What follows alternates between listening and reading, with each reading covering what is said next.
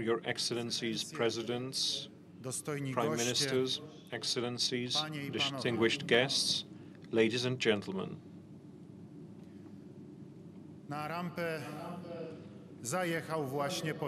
A train has just arrived at the unloading ground. People started to get off the freight wagons and walked towards the grove. When I got up in the morning to wash the floor, people were walking. Women, men, and children. I went out at night in front of the block. I could see lamps shining over the barbed wire in the darkness. The road lay in the darkness, but I could clearly hear the distant hubbub of thousands of voices. People walked on and on. Fire rose from the woods and lit up the sky, and with the fire, a human cry rose. For days and nights, people continued walking. The wagons were constantly coming up to the ramp, and people were walking on. This is how Auschwitz was described in the summer of 1944 by a Polish inmate of the camp, writer Tadeusz Borowski. Crowds of people walking, led, driven to mass death. We in Poland know well the truth about what was happening here, as it was recounted by our compatriots who had camp numbers tattooed on their bodies by Germans. It's been 75 years since the end of that monstrous, horrendous, and criminal nightmare that was unfolding in this place for nearly 5 years. It has been 3 generations since that day, the 27th of January 1945, when a few thousand prisoners, victims of cruelty, exhausted by slave work, hunger, and disease, lived to see, finally, the liberation by the soldiers of the Red Army. We have here with us today the last living survivors, people who endured the hell of Auschwitz, the last of those who saw the Holocaust with their own eyes, and among them, those who experienced the fate of the Jewish nation, as referred to in the Psalm 44. We are killed all day long. We are considered as sheep to be slaughtered. We have come here together, members of 61 delegations from all over the world, to commemorate jointly the International Holocaust Remembrance Day.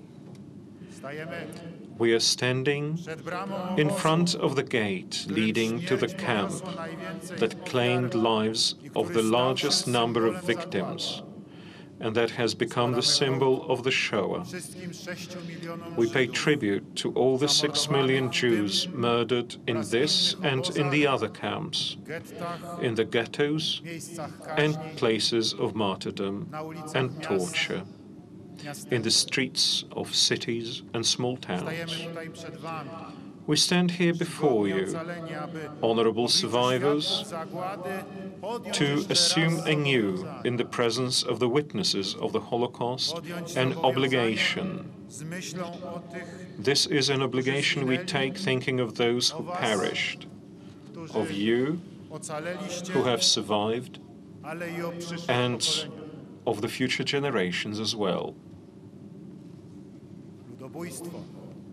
The genocide perpetrated here by the functionaries of the Nazi Third Reich claimed more than 1,300,000 human lives. Among them, there were Poles, the Roma, Soviet prisoners of war, but first and foremost, Jews, whom over 1,100,000 were slain here. We are speaking about numbers, but these numbers represent concrete people, their life stories and their suffering. We're speaking about numbers, although we will certainly never get to know the exact figures.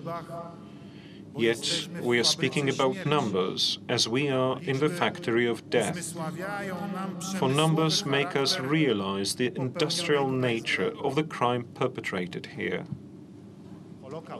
The Holocaust, of which Auschwitz is the main locus and the main symbol, constituted an unexampled crime throughout the entire history of humankind. Here, the hatred, chauvinism, nationalism, racism, anti-Semitism assumed the form of a mass and organized, methodical murder.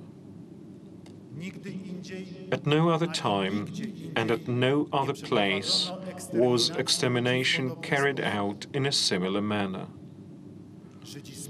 Jews from Poland, Hungary, France, the Netherlands, Greece, and from other occupied countries all over Europe were brought here in cattle cars. They underwent selection and were deprived of all their belongings. And in their vast majority, they were immediately killed in the gas chambers and burned in the ovens of the crematoria. All of that took but a few hours, quarters, minutes. For years, the factory of death operated at full capacity. Smoke was rising from the chimneys, the transports were rolling. People walked and walked in their thousands to meet their death. It is hard to encompass it all with your mind today. The magnitude of the crime perpetrated in this place is terrifying, but we must not look away from it, and we must never forget it. When the front was approaching to put an end to the crime, the perpetrators attempted to obliterate its traces. They would destroy the buildings and the documents of the genocide. Having slain millions, they also wanted to wipe out the memory of them. However, their attempts failed. Witnesses were saved, of whom you, honorable survivors, are the last ones. And this very place has been preserved, the tangible evidence and the symbol of the Holocaust. Hence, we stand here today on the premises of the former German Auschwitz camp. We stand all together and bow our heads before the suffering of the victims of this most horrendous crime in history, and before the survivors, in the presence of the last witnesses, we do assume an obligation for the future. In the name of the Republic of Poland, who was the first target of Nazi Germany's aggression, whose territory was occupied and its nation was subjected to terror, who established the largest European underground resistance movement against the Third Reich, whose soldiers fought against Germans on all the fronts of the Second World War, from the first to the last day of the war, whose 6 million citizens died at the hands of Nazis, including 3 million Jews, and who makes an utmost effort to preserve this place, the premises of the Auschwitz camp, as well as all the other places of the Shoah, the former German camps located in our territory.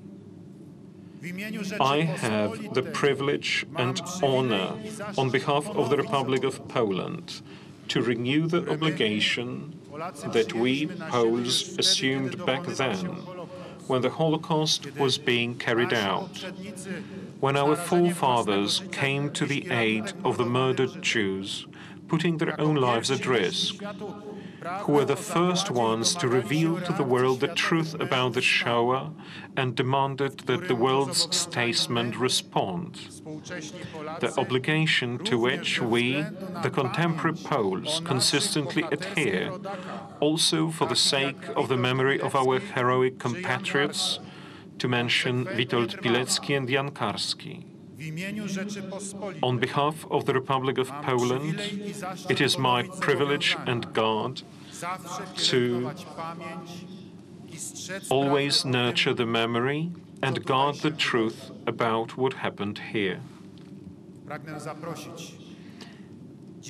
I wish to invite the distinguished guests gathered here today, representatives of foreign states and nations, as well as international institutions and all people of goodwill from across the world, to participate in this endeavor. Let it be our joint commitment, undertaken before the last survivors and witnesses, to keep carrying into the future the message and the warning for the whole mankind that stem from this place. Distorting the history of the Second World War, denying the crimes of genocide and the Holocaust, as well as an instrumental use of Auschwitz to attain any given goal, is tantamount to desecration of the memory of the victims whose ashes are scattered here.